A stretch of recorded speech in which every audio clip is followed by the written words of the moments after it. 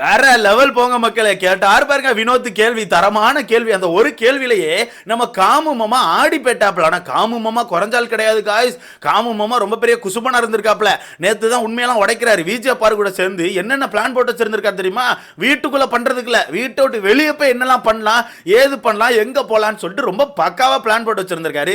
எல்லா விஷயத்தையுமே நேத்து கோவத்துல உட்காந்து உடைச்சிட்டு இருக்காரு. உடைக்கிறது மட்டும் இல்லாம ஏகப்பட்ட வார்த்தையை விடுறாரு. அவன பெரிய உலக அழகியா, அவன பெரிய ஐஸ்வர்யா ராயா, பெரிய இது மாதிரி சீன் போட்டுட்டு இருக்கா.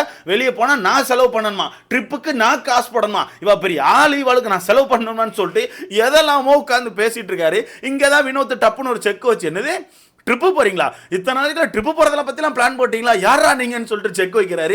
அதுல நம்ம காமு மாமா கொஞ்சம் ஆடி போயிட்டாப்ல. அது மட்டும் இல்லாம காமு மாமா உண்மையாவே கொஞ்சம் பர்சனலா ஹர்ட் ஆயிருக்காரு நான் நினைக்கிறேன். ஏன்னா நேத்து நைட்டு அரோரா கிட்ட உட்காந்து ஒரு சில விஷயங்கள் பேசியிருந்திருப்பாங்க. அதை பத்தி நம்ம முன்னாடி வீடியோல பேசியிருப்போம். அரோரா கிட்ட உட்காந்து பேசிட்டு ரொம்ப ஃபீல் பண்ணிருப்பாரு. ஒரு ஆளு ரொம்ப சீன் போட்டுட்டு இருக்கா, என்ன வச்சு யூஸ் பண்ண ட்ரை பண்றா அப்படி இப்படின்னு சொல்லிட்டு ரொம்ப ஃபீல் பண்ணி பேசியிருந்திருப்பாரு. ஃபீல் பண்ணி அப்படிங்கறதுல கோபப்பட்டு பேசியிருந்திருப்பாரு. அதுக்கப்புறம் வினோத் அவர்கள் தனியா கூட்டு போய் உட்காந்து ஒரு சில அட்வைஸ் கொடுத்து ஒரு சில கொஸ்டின் மாதிரி கேட்டிருப்பாரு. ஓகேவா? அப்படி கேட்டுட்டு இருக்கும் போது காமு மாமா வாயில இருந்து ஏகப்பட்ட உண்மைகள் வெளியே வருது. அதெல்லாம் அப்படி போயிட்டு இருக்கும் போதே கொஞ்ச நேரத்துல நம்ம திவ்யாவும் பிரஜன் அவர்களும் வந்துட்டாங்க. திவ்யா பிரஜன் அவங்க ரெண்டு பேரும் வந்து ஓப்பனாவே ஒரு விஷயத்தை உடைச்சிட்டாங்க. டேய், நான் திரும்பியே சொல்றேன், அவ வந்து உன்னை யூஸ் பண்றா, அவ டாஸ்க்கை மட்டும் தான் ப்ளே பண்றா, அவ உன் கூட பழகுறது எல்லாமே டாஸ்க்கு தான், டாஸ்க்குக்காக பல விஷயத்தை பண்ணிட்டு இருக்கா, புரிஞ்சுக்கோ பொழைச்சிக்கோ அப்படின்னு சொல்லிட்டு ஏகப்பட்ட விஷயங்களை நேத்தும் உடைச்சிருக்காங்க. என்னென்ன விஷயங்கள் அப்படிங்கறத மொத்தமா பார்த்துடலாம். அது மட்டும் இல்லாம இந்த ட்ரிப் மேட்டர் தான் எனக்கு செம சிரிப்பு. என்னென்ன மேட்டர் அப்படிங்கறத மொத்தமா பார்த்துடலாம். ஸோ வீடியோக்குள்ள போறதுக்கு முன்னாடி மறக்காம இந்த வீடியோ லைக் பண்ணிட்டு சேனலை சப்ஸ்கிரைப் பண்ணிக்கோங்க. நீங்க போடுற ஒவ்வொரு லைக் வந்தா நம்ம வீடியோவை ஒரு 10 பேருக்கு சஜஸ்ட் பண்ணோம். ஸோ முடிஞ்ச அளவுக்கு லைக்கை போட்டு சேனலை சப்ஸ்கிரைப் பண்ணிக்கோங்க. லைக்கை போட்டுருப்பே நம்புறேன். அப்படி லைக்கை போட்டு கீழே ஹைப்பையும் தட்டி விட்டுருங்க. எல்லாம் ஃப்ரீ தான் நண்பர்களே. சரி, ஓகே, கண்டென்ட்டுக்குள்ள வந்துடலாமா? நேற்று நைட்டு நம்ம விஜய் பாருக்கும் நம்ம காமு மாமாக்கும் உள்ள சண்டை உங்களுக்கே தெரியும். அந்த சண்டை ஒரு எல்லையெல்லாம் கடந்து நம்ம காமு மாமா அரோரா கிட்ட உட்காந்து பயங்கரமா வார்த்தையெல்லாம் விட்டுட்டு இருந்தாரு.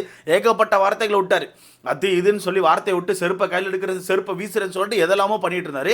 அப்போ ஒரு கட்டத்துக்கு அப்புறம் வினோத் வந்து என்ன பண்ணிட்டாருன்னா, வெளியே இருக்க முக்கு சோஃபால போய் கூட்டு உட்கார வச்சு ஒரு சில அட்வைஸ் கொடுத்தாரு. ஃபர்ஸ்ட் அவர் கொடுத்த அட்வைஸ் என்னன்னா, டேய் ஏன்டா இப்படி பண்ணிட்டு இருக்க, நான் தான் சொல்றேன்லடா, இன்னும் ஒரு வாரம் கடந்தா 50 நாள் வந்துரும்டா. இன்னும் இந்த ஒரு வாரம் போய் அடுத்த வாரம் சாட்டர்டே சண்டே வந்துச்சுன்னா 50 நாள், இன்னும் 50 நாள் தான் அந்த வீட்டுக்குள்ள இருக்க போறோம். 50 நாள் கடந்து வந்துட்டோம். ஓகேவா? 50 நாள் என்னென்ன தப்பு பண்ணிருக்கியோ அந்த தப்பெல்லாம் யோசிச்சு வரப்போற 50 நாள் அதை திருத்துடா. இதுக்கப்புறம் அந்த தப்புகளை பண்ணாத, தயவுசெய்து பண்ணாத. நீ ஓகே, நீ விஜய் பாருக்கு கேர் கொடுக்குற, லவ் கொடுக்குற, எல்லாம் ஓகேடா. அது ஒரு லிமிட்டா வச்சுக்கோ. இந்த வீட்டுக்குள்ள கேம் ஆடு. அவ கேமை பக்காவா ஆடுறா, நீ தான் உன் கேம் ஆட மாட்டேக்க. அவளுக்காண்டி பல இடத்துல போய் நின்று உன் பேரை கெடுத்துக்கிறேன்னு சொல்லிட்டு பயங்கரமா அட்வைஸ் கொடுத்துட்டு இருக்காரு. அங்க காமு மாமாக்கு இப்பதான் புரியுது, ஆமா அவள் எல்லா இடத்துலையும் கேமில் ரொம்ப கிளியராக தான் இருக்கா. நான் தான் அந்த கேமையை தாண்டி அவளை கொஞ்சம் கேர் பண்ண ஆரம்பிச்சிட்டேன். அது ஏதோ தெரில மச்சான், ஒரு மாதிரி அவளை கேர் பண்ண ஆரம்பிச்சிட்டேன். அப்படி கேர் பண்ணி தான் இப்படி வந்து நிற்கிறேன். அவள் ரொம்ப ஓவரா போயிட்டா மச்சான், வார்த்தையை விடுறா மச்சான், ரூத்லெஸ்ன்னு சொல்கிறா மச்சான். ரூத்லெஸ்ன்னு சொல்கிறதுக்கு அவள் யார் மச்சான்? இவ பெரிய ஆள் ரூத்லெஸ்ஸாக இருப்பாளாம். ரூத்லெஸ்னா என்னன்னு தெரியல மச்சான், அதாவது இறக்கமே படமாட்டாளாம். ஒரு விஷயம் வந்துட்டு அதில் இறக்கப்பட மாட்டாளாம். இவ யார் மச்சான் எனக்கு இறக்கம் படுறக்கு? நான் இறக்கமே பட மாட்டேன், நான் வேற மாதிரி பண்ணிடுவேன் மச்சான்னு சொல்லிட்டு பையன் ஒரு மாதிரி கோவத்தில் இருக்காப்புல. காமு மாமா வெறியில இருக்காப்புல, வெறித பீக்குன்னு சொல்லலாம். காமு மாமா அந்த இடத்துல வார்த்தைகளை கடத்த ஆரம்பிச்சார். என்ன சொல்றாருன்னா, அவ வந்து மச்சான் வெளியே போய் ட்ரிப்பு இப்படிலாம் சொன்னா மச்சான், ட்ரிப்பு போடலாம் அது போடலான்னு ஏகப்பட்ட விஷயம் சொன்னா மச்சான். அப்படி சொல்லிட்டு நீ தான் காசு போடணும், அதுக்கு நீ தான் காசு போடணும், இதுக்கு நீ தான் காசு போடணும்னு சொல்றா. இவ ஒரு ஆளு, நான் இவளுக்கு செலவு பண்ணுவேன் மச்சான், இவ என்ன பெரிய ஐஸ்வர்யா ராயா, இவளுக்கு நான் செலவு பண்றேன்னு சொல்லிட்டு காமு மாமா விஜய பார்வதிக்கும் அவருக்கும் இடையில இருந்து பர்சனல் விஷயத்தை தட்ட ஆரம்பிச்சிட்டார். இவங்க பிளான்லாம் போட்டிருக்காங்க, வெளியே போயிட்டு ட்ரிப்பு போகலாம், அது போகலாம், இது போகலான்னு சொல்லிட்டு. ஆனால் அதில் பார்வதி ரொம்ப தெளிவாக இருந்திருக்காங்க போல. ட்ரிப்பே போட்டாலும் அதுக்கு நீ தான் செலவு பண்ணணும், இதுக்கு நீ தான் செலவு பண்ணணும்னு சொல்லிட்டு அதையுமே முன்குறிப்பாக கொடுத்துருந்துருப்பாங்க போல. அந்த விஷயத்தை வச்சு காமு மாமா கோவப்படுறாப்புல. இவ ஒரு ஆளுன்னு இவளை நான் ட்ரிப்பு கூட்டு போனுமா, இவ ஒரு ஆளு பெரிய ஐஸ்வர்யா ராய் வா அப்படின்னு சொல்லிட்டு மனுஷன் கத்திக்கிட்டே இருக்காப்புல. இங்கே தான் வினோத் ஒரு கேள்வி கேட்குறாரு, டேய் இத்தனை நாளைக்குள்ள ட்ரிப்பு போகிறதுக்குலாம் பிளான் பண்ணிட்டீங்களாடா, யாரா நீங்கள் அப்படின்ற மாதிரி மனசை கேள்வி கேட்குறாரு. கேள்வி கேட்டோன்னே அந்த காமு மாமாக்கு திருப்பி லோவாயிட்டார். லோவாக என்ன சொல்கிறாருன்னா, மச்சான் நான் அவள் கூட இத்தனை நாள் பழகியிருக்கேன் மச்சான், ஏகப்பட்ட விஷயத்தில் கூட நின்றுருக்கேன் மச்சான், ஏகப்பட்ட விஷயத்துக்கு கூட நின்று அவளுக்காண்டி சண்டை செஞ்சுருக்கேன். ஒரு சின்ன கீ மேட்டு தானே மச்சான், என்னை தனியாக கூட்டு சொல்லியிருக்கலாம். அந்த இடத்துல இல்லைன்னா எனக்கு கண்ணு காமிச்சிருக்கலாம், இல்லை எடுக்காதுன்னு அந்த இடத்துல சொல்லியிருக்கலாம். எடுக்க விட்டு நான் நடந்து வந்ததுக்கப்புறம் எல்லாரும் முன்னாடி கத்துறது என்ன மச்சான்? அப்போ அவளுக்கான கேமை தானே ஆடுறா, அவள் ஸ்கோர் பண்ண தானே நினைக்கிறா, அவள் என்னை பற்றி நினச்சே பார்க்கல. அப்போ நான் ஏன் மச்சான் அவளை பற்றி நினைக்கணும்னு சொல்லிட்டு மனசை ஒரு மாதிரி ஃபீல் பண்ணி பேசுகிறாப்புல. இங்கே தான் திருப்பி வினோத் ஒன்று சொல்கிறாரு, இதை தான் நான் முன்னாடி இருந்தே சொல்லிட்டு இருக்கேன்டா, நீ உன்னோட ஆட்டத்தை மட்டும் ஆடு, அவள் ஆட்டத்தை கவனிக்காத, உன் ஆட்டத்தை மட்டும் பாரு. உன் ஆட்டம் தான் உனக்கு முக்கியம். உனக்கு வெளியே லைஃப் இருக்கு, அவள் வெளியே போய் அவள் லைஃப் பார்த்துக்கிட்டுட்டு நீ இவட்ட பேச வேண்டாம் நான் சொல்ல, வெளியே போய் அந்த விஷயத்தை கன்டினியூ பண்ணு. இங்கே வேணாம் மச்சான், இங்கே நார்மலாக இருந்துக்கோ, உனக்கு லைஃப் முக்கியம் மச்சான், அதை பார் மச்சான்னு சொல்லிட்டு வினோத் திரும்பி பயங்கரமாக அட்வைஸ் கொடுக்காரு. நான் இங்கேயும் திருப்பி இன்னொரு விஷயத்தை மென்ஷன் பண்ணுறேன். வினோத்தை பொறுத்தவரைக்கு ஒரு நல்ல நண்பர், ஓகேவா? வினோத்தை பொறுத்தவரைக்கும் ஒரு நல்ல நண்பர்.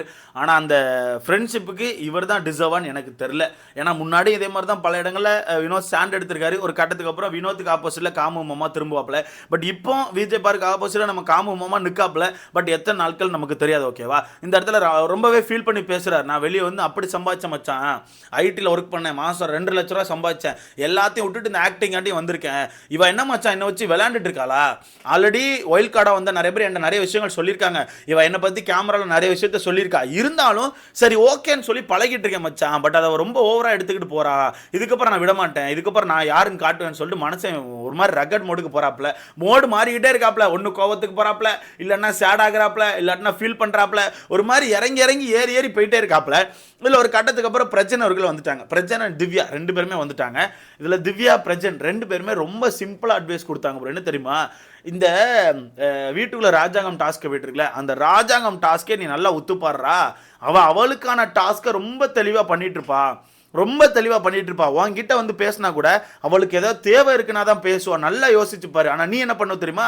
அவள் வந்து கேட்டோடனே சரி கேட்டுட்டாலன்னு சொல்லி இறங்கி போய் பண்ணிடுற.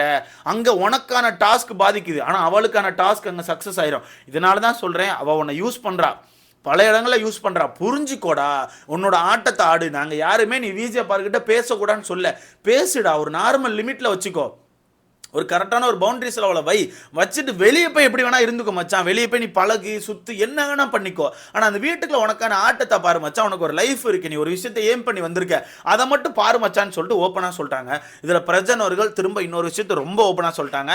நான் வெளியே இருந்து நிறைய விஷயத்த பார்த்தேன்டா, அதனால தான் அந்த வீட்டுக்கு வந்து உங்ககிட்ட நான் சொன்னேன், டேய் அவள் உன்னை யூஸ் பண்ணுறா, உன்னை பற்றி பின்னாடி தப்பாக பேசியிருக்கா, அவள் திரும்பி அவங்களோட சேர்றானா, அவள் உன்னை யூஸ் பண்ணதா ட்ரை பண்ணுறா, தயவு செய்து அந்த வலையில் விழுந்துடாத, உனக்கான ஆட்டத்தை ஆடு, அது சரியில்லடா, நீ வெளியே வந்து பார்க்குமோ உனக்கு தெரியும்னு சொல்லிட்டு பிரஜன் ரொம்ப ஓப்பனாக சொல்லிட்டாப்ல.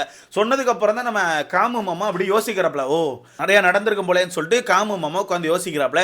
யோசிக்கும் போதே பிரஜன் இன்னொரு கொண்டை தூக்கி போட்டார். என்னன்னா, இங்கே பாடுறா, இந்த வீட்டுக்குள்ள வந்ததே நீ வெளியே போய் உனக்கு ஹீரோ வாய்ப்பு கிடைக்கணும், படம் பண்ணணும்னு சொல்லிட்டு தான். பட் நீ வீட்டுக்குள்ளே பண்ணுற இந்த விஷயங்கள் உன்னோட அந்த வாய்ப்புகளை தட்டி தூரத்துக்கு போட்டுரும். தயவுசெய்து இந்த விஷயத்த பண்ணாத, வெளியே போய் நீ என்ன வேணால் பண்ணிக்கோ. இங்கே பர்சனலாக பண்ணுறேன், அது பண்ணுறேன், இது பண்ணுறேன்னு சொல்லி பண்ணனா அது உனக்கு பாதிப்புடா, புரிஞ்சுக்கூடா, அப்படி பண்ணாதடா, தயவுசெய்து அப்படி பண்ணாத, உன்னோட வாழ்க்கையை பாரு, உன்னோட வாழ்க்கையை அழிச்சிடாதன்னு சொல்லிட்டு பிரஜன் அவர்கள் ரொம்ப தெளிவாக அட்வைஸ் கொடுத்துட்டாங்க. இதில் 3 பேருமே சேர்ந்து கடைசியாக ஒரே ஒரு அட்வைஸ் தான், நீ உனக்கான கேமை மட்டும் ஆடு. அந்த பொண்ணு மேலே கேர் காமி, லவ்வை கொடு, எல்லாம் ஓகே. ஆனால் கேமுன்னு வரும்போது உனக்கான கேமை மட்டும் ஃபோக்கஸ் பண்ணு.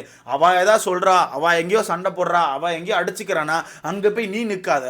அங்கே போய் நீ நின்றுட்டு உனக்கு உன் பக்கத்தில் இருக்க டீமுக்கு ஆப்போசிட்டாக போய் நிற்காத. அது வந்து உனக்கு தான் மைனஸ் ஆகும். நீ உன்னோட ஆட்டத்தை மட்டும் பாருன்னு சொல்லிட்டு பயங்கரமாக அட்வைஸ் கொடுத்துட்டாங்க.